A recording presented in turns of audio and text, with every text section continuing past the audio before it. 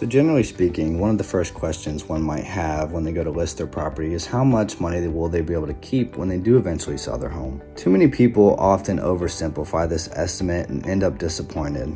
Figuring out how much money you'll be able to keep from your home sale is more than just about subtracting your remaining mortgage loan balance from the sales price.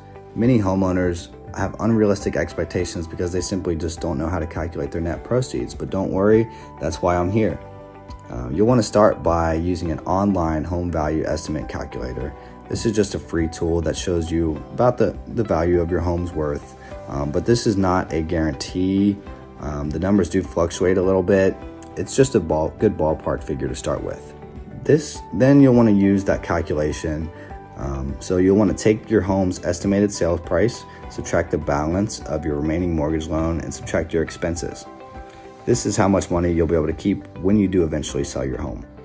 There are a lot of expenses that could come up, like staging costs, closing costs, title fees, transfer taxes, attorney fees, etc. However, there are ways to reduce these fees. One way to increase the amount of money you'll be able to make in the end is by hiring a real estate professional like myself to help you secure the biggest sales price possible.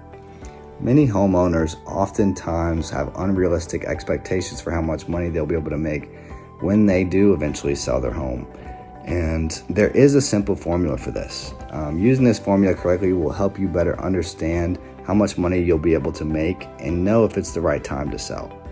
If you want to learn more about this, just contact me via email or text. I'm happy to connect. Thanks.